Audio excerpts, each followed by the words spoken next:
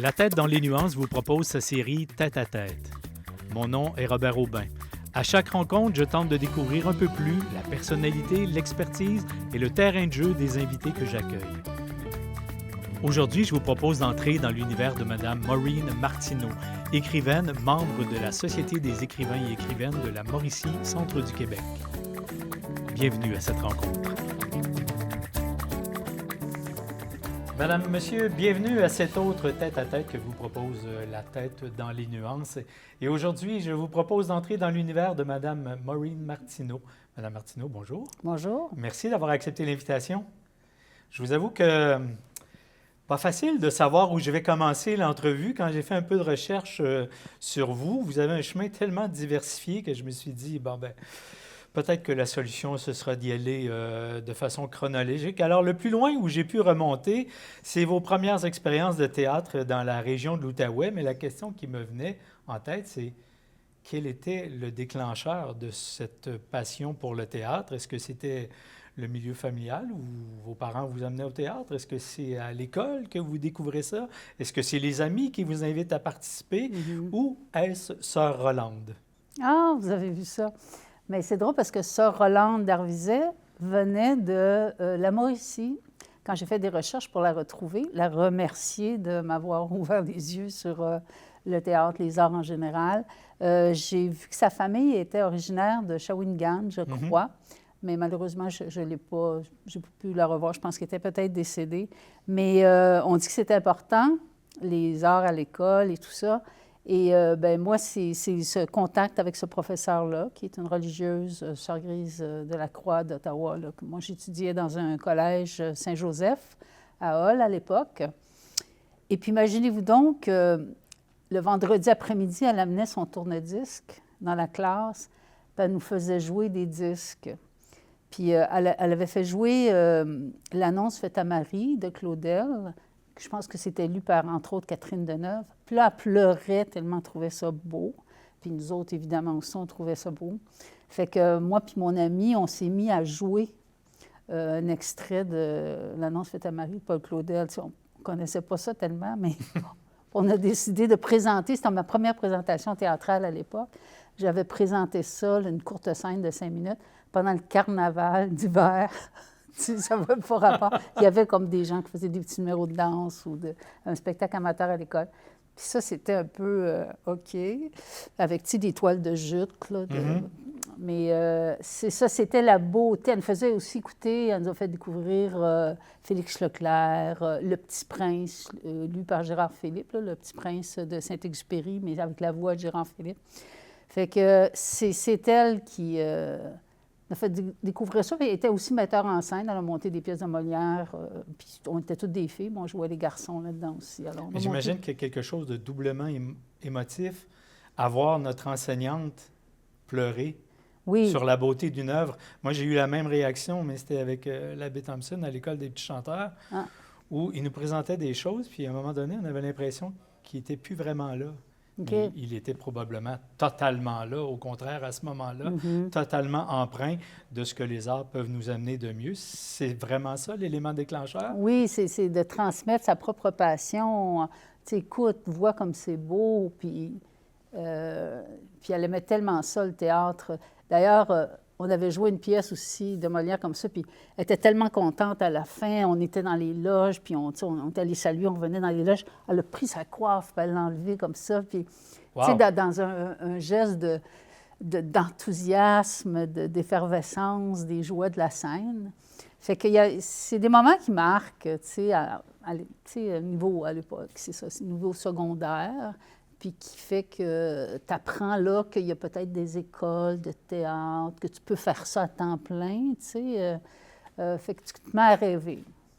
Et le rêve se concrétise parce qu'on vous retrouve par la suite à l'Université du Québec à Montréal, où vous allez obtenir un diplôme en théâtre, et vous devenez cofondatrice du Théâtre La Bascule à Montréal. Vous joignez les rangs un peu plus tard du Théâtre Parmi nous à Victoriaville. Et là, je me suis dit, est-ce que c'est plus que le théâtre qui vous a attiré, mais cette espèce de théâtre social ou militant qui porte des causes, qui porte une valeur d'enseignement? Est-ce que c'est ça qui vous fait déménager ou bien chaque endroit où vous allez, vous trouvez le type de théâtre où vous impliquez? Oh non, mais moi, avant de commencer, juste l'année avant d'embarquer au Théâtre parmi nous, dont le siège social était à Victoriaville, moi, j'étais au Lac-Saint-Jean. J'avais fait mon petit retour à la terre. C'était les années épis, tout ça. Fait que j'étais allée à Saint-Félicien avec une amie au Lac-Saint-Jean. On avait loué une maison. La petite fermette, tout, là? Non, mais tu sais, on voulait vivre en campagne, D'accord. loin des villes. En tout cas, là, on était assez loin dans le champ, là. Puis, j'avais même pas de voiture. En tout cas, on s'est trouvé, je sais pas comment, de voiture. Puis là, pour gagner notre vie, commencer à faire de la suppléance pour m'offrir un poste de professeur, m'offrir de compléter mes années en pédagogie là, pour avoir mon diplôme. Mais j'avais commencé à enseigner à mi-temps, presque. Le théâtre? Non, l'anglais puis les arts plastiques. Mais il fallait que je suive des cours. En tout cas, il y avait tellement un manque de professeurs à Saint-Félicien que, puis tu sais, bon. Puis en même temps, bien, le Théâtre parmi nous est venu jouer. Puis là, ils m'ont parce qu'on se connaissait à cause du Théâtre de la Bascule avant, tout ça, ils m'ont proposé de déménager à Victoriaville pour joindre leur rang, donc devenir membre de la troupe et tout ça. Fait qu'imaginez-vous donc, j'ai renoncé à une carrière. D'enseignante? D'enseignante, j'aurais une belle retraite dorée aujourd'hui pour aller faire ma vie en théâtre et finir pauvre comme je suis, mais tellement heureuse. C'est ce que j'allais dire, avoir votre sourire, il n'y a pas l'air d'avoir tellement de regrets. Non. Non, mais ça aurait été le fun d'enseignant aussi. Mais non, mais là, je ne regrette pas parce que j'ai eu des années magnifiques au Théâtre parmi nous. Puis c'est vrai que j'étais très politisée. Tu sais, beaucoup de monde de ma famille qui était marxiste, moi, mon frère, entre autres, et tout ça. Moi, j'étais comme féministe, sympathisante, marxiste et tout ça. Mais si je croyais beaucoup à la Révolution, je voulais qu'on change de système, qu'on soit dans une société beaucoup plus social-démocrate et tout ça. Puis je croyais qu'on pouvait changer le monde par la voie des arts. Et puis c'était ma motivation d'embarquer au Théâtre parmi nous, qui à l'époque, ses premières pièces, il appelait ça des comédies politiques. Donc, il y avait des thèmes sur le travail, une autre façon de voir le travail, une autre façon qu'on imagine de payer les gens selon les métiers.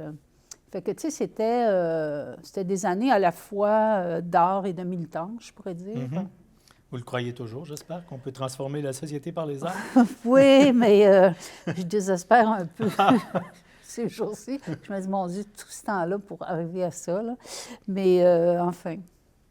Mais le théâtre vous a quand même permis, voilà, je vais le dire, de voyager, puisqu'on vous retrouve à un moment donné dans les pays de l'Est. Enfin, autrefois, on appelait ça les pays de l'Est. Avant la chute du mur. Exactement. Et c'était quoi la particularité de leur théâtre ou pourquoi vous y êtes allé? Bien, une autre raison pourquoi j'aimais beaucoup le théâtre parmi nous, c'est parce qu'on se battait beaucoup, nous, pour l'accessibilité du théâtre. Par définition, le théâtre parmi nous voulait aller jouer là où il n'y avait pas de salle.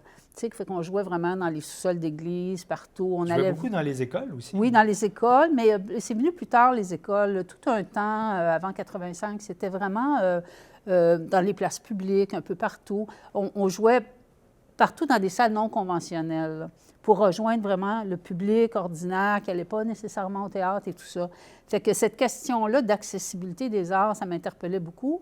Fait que quand j'ai pris une année, on avait droit à une année sabbatique aux 7 ans, quand j'ai pris mon année sabbatique, j'ai demandé une bourse, ma première bourse au Conseil des arts du Canada, imaginez-vous donc, pour aller dans les pays de l'Est, donc l'Allemagne de l'Est, la Tchécoslovaquie, la Hongrie, même la Roumanie à l'époque de Ceausescu, puis pour aller rencontrer les compagnies de théâtre, en fait, les institutions théâtrales là-bas, qui offraient au large public des opéras, des pièces, tu sais, pour des sommes minimes, là, 2 5 Puis je voulais comprendre l'effet de ça, puis comment c'était organisé.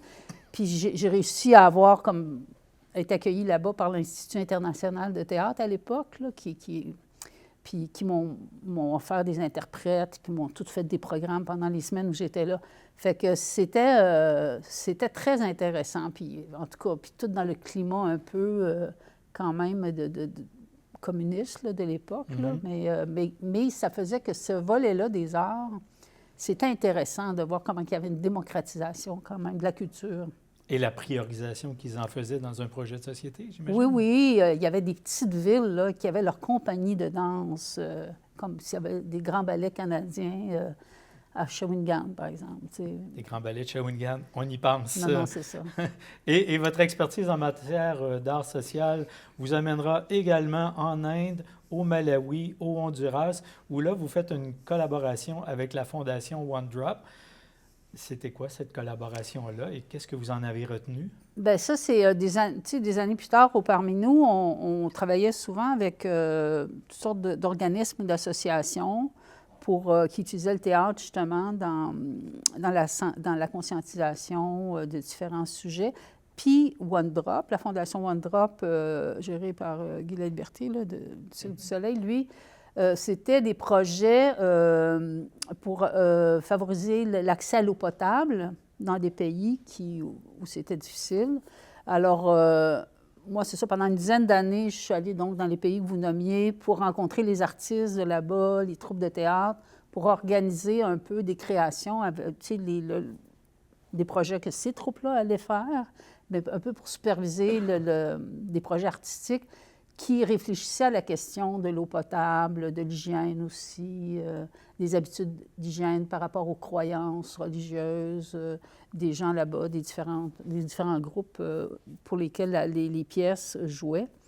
Fait que c'était intéressant. C'était des collaborations, en fait, avec des troupes locales en Inde, entre autres, là, à Bhubaneswar. Puis ça m'a fait rencontrer des artistes de tous ces pays-là qui étaient vraiment très engagés dans leur art, là, puis avec des formes de théâtre. Il y avait une troupe là, en Inde, là, eux autres, ils faisaient du théâtre à bicyclette dans les montagnes. Ils partaient, là, ils étaient une vingtaine là, à bicyclette avec tous leurs décors de bambou, là, après leur bicycle. Impressionnant.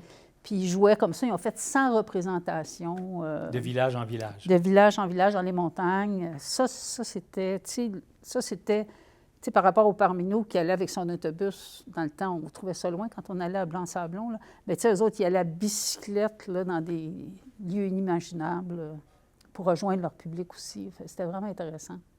Et ce qui m'a fasciné de la recherche que j'ai faite à votre sujet, c'est que de cette expertise en art social qui vous a fait traverser le monde, on retrouve également une implication très locale où je vous retrouve à un moment donné comme bénévole pour la bibliothèque de Tingwick où vous habitez. Vous y habitez encore? Oui, oui, oui. Je suis là depuis 35 ans à Tingwick, mon petit village. Et pour vous, c'est du même ordre? Cette importance d'être partie prenante à la bibliothèque du milieu où vous êtes que celle où vous allez soutenir un projet à l'étranger? Oui, bien dans le sens que...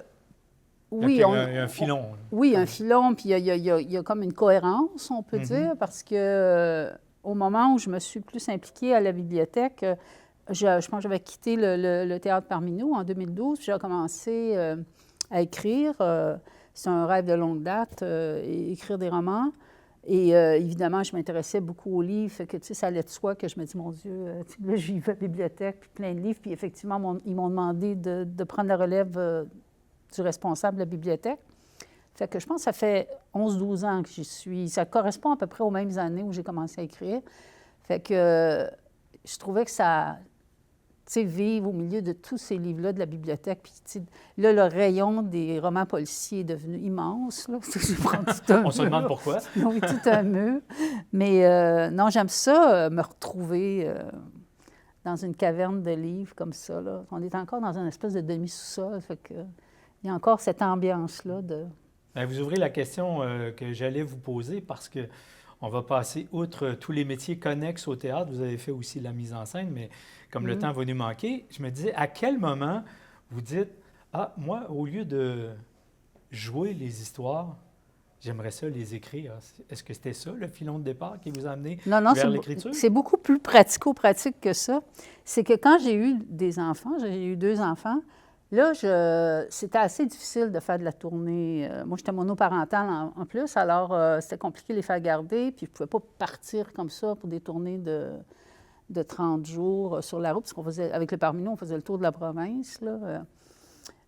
Fait que là, puis ça correspondait au moment où, avant, on faisait des créations collectives. On écrivait tout le monde en groupe. Puis c'était pas mal les comédiens qui allaient jouer dans le spectacle, qui écrivaient un peu le spectacle ensemble. Mais on s'est mis à déléguer l'écriture à un, deux auteurs, à des duos d'auteurs ou peut-être juste un auteur. Puis c'est là que j'ai pris le flambeau. J'ai dit, bien, moi, je veux que, tu sais, je vais faire plus du 9 à 5. Je vais faire du 9 à 5 maintenant. Même un peu 9 à 4,5 parce qu'il faut que j'aille chercher les enfants à la garderie. Fait que là, je me suis mis à écrire, puis j'ai aimé ça. Tu sais, j'avais quand même fait 10 ans de tournée aussi dans mes premières années parmi nous, fait que j'y avais goûté. Oui. J'ai gardé les projets avec One Drop, parce que je trouvais ça intéressant, mais j'ai fait moins de tournées. Puis j'ai plus écrit, puis j'ai vraiment aimé ça. Mais c'est ça, après un certain temps... j'écrivais beaucoup aussi pour le jeune public. Puis c'était assez contraignant parce qu'on pouvait avoir juste 2 acteurs sur la route. Alors, tu as beau essayer d'écrire plusieurs rôles qui vont être joués par 2 acteurs, les univers devenaient petits là, pour l'écriture. Puis là, surtout si les personnages affluent dans votre esprit, j'imagine. Oui, oui. Puis, tu sais, ce que tu veux raconter, ça devient petit, une scène, pour illustrer ça, à côté d'un roman où tu peux te promener d'un pays à l'autre, d'une ville à l'autre, puis tu peux avoir... Puis c'est ça, mon premier roman, Le Jeu de l'Orgue, je pense qu'il y a bien trop de personnages par frustration de ne pas en avoir eu assez au théâtre. C'est une forêt de personnages et tout ça. Fait qu'il y avait de la liberté dans l'écriture du roman que je pouvais pas... une explosion, en tout cas, au niveau de la création, que je retenais un petit peu trop au théâtre. Fait que je dit, je vais changer de médium. Puis j'ai aimé ça, le roman, fait que je suis restée là-dedans. Dans la table ronde qu'on a réalisée ensemble sur le financement des arts au Québec, vous avez dit à un moment donné, « Oui, mais aujourd'hui, tout le monde écrit, tout le monde veut écrire son livre. » Alors, c'est un peu vrai. Plusieurs le font pour le plaisir personnel. Certains publient même à compte d'auteur. Le rêve de tout écrivain ou écrivaine en herbe, c'est évidemment de trouver la maison d'édition qui va accepter un manuscrit et accepter de le publier. Or, on vous retrouve tantôt à la courte échelle, tantôt chez VLB, tantôt à Lire, tantôt Héliotrope, et j'en oublie peut-être qui m'ont échappé. Comment vous arrivez à écrire pour autant de publics cibles différents? Est-ce que c'est des périodes dans votre vie comme, je ne sais pas moi, Picasso a eu sa période bleue, sa période rose? Est-ce que ça fonctionne par période ou non, parce que je reste dans le même genre. Tu sais, je fais du roman policier, puis en fait, il y a 2 genres que je fais, le roman policier puis le roman noir. Puis, on peut faire rapidement la différence entre les deux? Oui, bien, le roman policier, bon, c'est ce qu'on connaît un peu, là, c'est que on suit l'histoire en se mettant dans les souliers de l'enquêteur. Fait que c'est un enquêteur, une enquêtrice, des fois ça peut être un journaliste enquêteur ou quelqu'un d'autre, qui veut résoudre une énigme, qui cherche le criminel, il veut résoudre un crime. C'est assez classique, puis on doit se conformer un peu à que ce soit crédible par rapport au processus aussi, comment se mène une enquête dans la vraie vie là, par rapport au corps policier, puis la justice, puis tout ça. Alors que le roman noir, on va du côté des criminels. On est dans la tête du criminel, dans les souliers du criminel. Fait que des fois, il n'a pas encore commis son crime, fait que les policiers ne sont pas encore dans le portrait. Ils peuvent arriver à un moment donné, puis là, essayer de le trouver, mais le focus est mis sur l'univers du criminel, un peu comme Dexter, ou, tu vois, on est dans ces eaux-là. Puis l'autre genre que je vais toucher pour mon prochain roman, que je n'ai jamais touché, c'est le suspense, plus le thriller. Là, qu'on est beaucoup plus du côté de la victime. Fait qu'on est dans l'émotion de la peur du criminel. Anticiper ou imaginer. Oui, mais... on est poursuivi, on se sauve. Donc, on est plus dans la sensation que dans l'enquête, dans les sensations, c'est ça, de terreur un peu. Puis, bon... En gros. Bien, merci pour ces précisions. J'imagine que ça va déjà raffiner nos demandes quand on va se trouver à la librairie, de savoir ces différences entre les styles. Mais je vous ramène à la question. Mais c'est ça, j'ai fait le tour comme ça. Moi, je n'ai pas été très fidèle. Il y en a qui sont fidèles à leur maison d'édition. Moi, tu sais, j'aimais tellement ça, travailler avec des maisons d'édition. Puis là, je dis, eux autres, ils ont l'air le fun. Fait que, tu sais, j'essayais de... Mais c'est surtout que, dans le fond, j'étais chez La Courte Échelle au début, avec mes romans policiers, puis là, ils ont fait faillite. Fait que là, je suis allée chez VLB Éditions. Pour l'ensemble de toutes les enquêtes que j'ai faites, là, c'est mon enquêtrice Judith Allison, la série de livres qui a été écrite au sujet de cette enquêtrice-là, c'est chez VLB Éditions. Mais la maison d'édition Héliotrope a parti une série noire avec des romans noirs. Puis c'est là que j'avais accepté de faire mon premier roman noir, un deuxième, puis il y en aura un troisième au mois d'août, là. On parle de roman, pas de maison d'édition. Mais oui. Quand même, c'est assez phénoménal. Tantôt, j'ai complètement erré en supposant que vous étiez peut-être passé à l'écriture pour écrire les histoires plutôt que les jouer. Je vais faire une deuxième tentative parce que on vous retrouve maintenant à la scénarisation ou à la co-scénarisation de certains projets qu'on voit entre autres sur l'antenne TVA. Et je me disais, est-ce qu'encore là, c'est un concours de circonstances où il y avait déjà l'idée de dire « ça serait intéressant d'aller voir comment peut-être que mes personnages, éventuellement, pourraient trouver une incarnation concrète dans une série. » Est-ce que c'est un peu ça qui vous amène à la scénarisation ou encore là, c'est un chemin de la vie que vous avez décidé d'emprunter? Bien, c'est plus un concours de circonstances. Dans ce sens-là, je ne suis pas très proactive, un peu paresseuse, mais dans le sens que c'est plutôt une maison d'édition, en fait une personne, hein, Caroline Godette de la maison de production, version 10, maison de production, qui s'est intéressée à mes romans, à la série j'en ai fait 5 romans avec l'enquêtrice Judith Allison. Puis elle en a lu 2, 3, puis elle les a beaucoup aimés, puis elle s'est dit, mon Dieu, je verrais ça en série télé. Fait qu'elle disait, est-ce que je peux acheter les droits, tu sais, pour éventuellement une série? Ben, je dis, bien sûr, merci, oui. Et puis, est-ce que tu veux écrire cette série-là? J'ai dit, mon Dieu, jamais de la vie. Ou peut-être, mais j'avais C'est le peut-être qui a fait toute la différence. Oui, mais parce que j'avais mon ami Jacques Drolet qui écrit Plan B, qu'on est des grands amis dans la vie.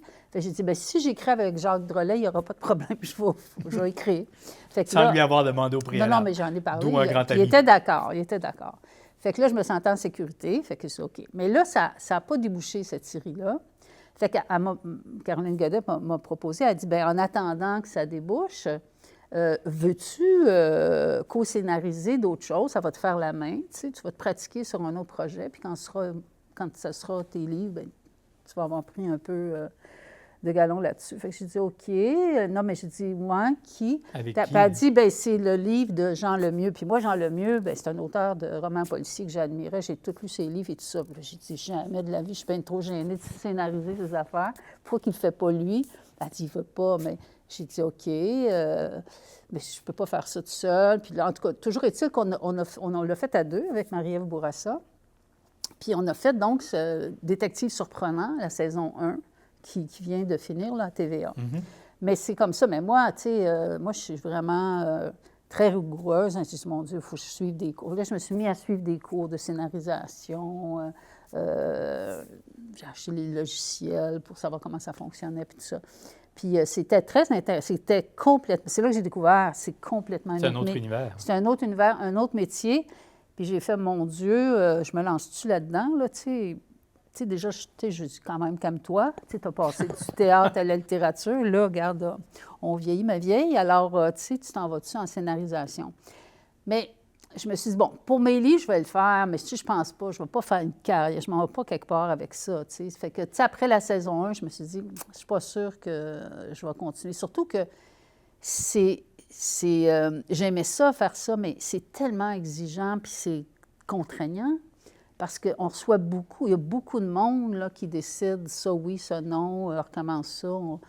Faut qu'ils interviennent un peu dans le... Est-ce que c'est pas plus délicat, justement, de scénariser ses propres romans en sachant qu'on devra faire des coupures pour le produit? Non, mais ça me gênerait moins parce que, tu sais, moi, tu sais, puis même Marie-Ève et moi, on voulait défendre le livre, l'univers de Jean Lemieux.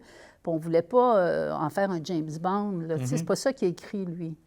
Mais en haut d'une dame que je n'ai jamais vue, on recevait des commentaires quand on proposait épisode 1, puis tout ça, puis c'était, bien oui, mais là, il y a pas assez d'action, puis il me semble que s'il tombait en bas de la falaise, puis non, sa femme, elle ne peut pas être dans... Puis tu sais, il voulait qu'on mette de l'action, puis de l'action, parce qu'eux aussi, ils ont toute la compétition des autres plateformes, puis ils se disent, il faut que ça aille autour, tu sais.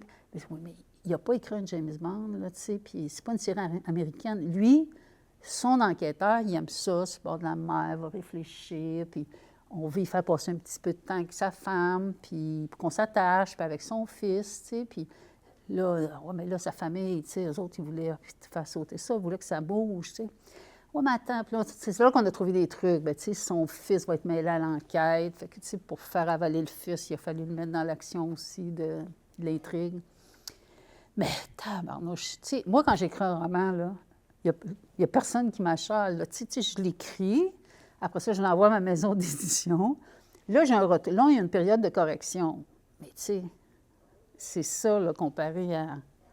en télévision. Fait que moi, je n'étais pas habituée à ça. Là, mais ces mêmes pressions-là, vous les auriez le jour où vous allez scénariser vos propres romans. Oui, mais c'est au pire, ça va être dans mes affaires, tu sais, puis je vais peut-être pouvoir plus savoir si j'accepte ou je refuse, tu sais, je veux dire, parce que ça va être mon matériel. Mais tu sais, là, en plus, c'était délicat, c'était pas mon œuvre, puis je voulais pas la trahir. Il avait déjà été malmené, Jean Lemieux, avec un premier film qu'il avait fait de ce livre-là, tu sais. Puis je m'en rappelle, il était très démoli. Tu sais, il n'était pas heureux du film qui avait été fait. Là, on voulait qu'il soit heureux de sa série, tu sais. Et il le fut? Oui. Mission on s'est battu. accomplie, hein? Tu sais, c'est une grosse bataille tout le temps, là, tu sais. Mais peut-être que je ne serais pas heureuse non plus avec mon... Je ne sais pas. Mais maintenant, je le sais que c'est comme ça, tu sais. Il faut être prête à ça. C'est un autre game complètement, c'est d'autres choses. Puis, à l'évidence, une autre corde à votre arc aussi. Hein? Oui, mais c'est du travail, là. C'est beaucoup de travail, tu sais. J'allais vous demander s'il y avait un autre rêve que vous caressiez, mais j'ai l'impression que ce n'est pas votre chemin de vie. Vous réalisez ou vous acceptez... Moi, j'en ai un autre, là, j'en ai, par exemple. Le cinéma, peut-être? Non, j'avais pensé. Là, j'ai découvert le spectacle littéraire. Ça, là, ça ferait comme un petit pont entre le théâtre et la littérature. Puis j'en parle souvent avec mon amie Ariane Gélina. De la Société des écrivains. Oui, qui est une autrice de la Mauricie, très talentueuse. Puis on écrit un recueil de nouvelles ensemble, en fait 2 recueils de nouvelles ensemble.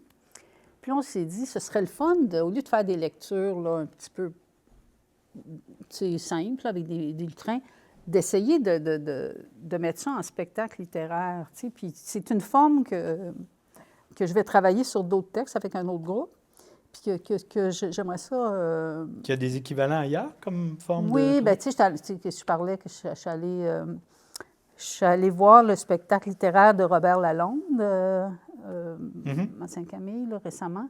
C'est sur un texte de Jacques Kerouac, avec un musicien. Il y avait deux musiciens, une musicienne, un musicien, puis Robert Lalonde. C'était magnifique. C'est une lecture, mais c'est une lecture habitée, c'est une lecture bougée. Il y a une mise en scène qui avec la musique et tout ça, qui est dans le fond, qui n'est pas un spectacle. Tu sais, aucun jeu d'éclairage. C'est pas un spectacle, c'est pas une lecture, puis tu sais, c'est pas du théâtre. Et ce serait fait par les auteurs eux-mêmes ou par des comédiens? Non, mais là, c'est Robert Lalonde qui a créé ça, lui, à partir d'un texte. Oui, il a les deux, là. Oui. Mais dans le cas de votre projet avec Ariane? Là, on cherche à mettre... On cherche une forme pour arriver à une lecture de nos textes. Tu sais, on aimerait ça, pouvoir faire ça. Peut-être qu'on va le présenter au Festival de la Nouvelle, au Rendez-vous de la Nouvelle au mois de mai, on ne sait pas. Bien, c'est ce qu'on se Mais avec souhaite, le théâtre parmi nous, je vais en faire un projet, probablement, là, de spectacle littéraire à partir de nouvelles que j'ai écrites avec une autre autrice, là. Alors, on a plein de moyens de vous suivre encore, soit par la télé, soit par le roman, ce qui demeure la pierre angulaire de votre travail, j'imagine, ou par cette présentation qu'on attendra peut-être au Festival de la Nouvelle. C'est une façon vivante de faire connaître la littérature. C'est ça qui est intéressant. Ça vient d'un livre, mais tu lui donnes une voix, tu sais. On s'y donne rendez-vous. Merci beaucoup, Maureen. Merci.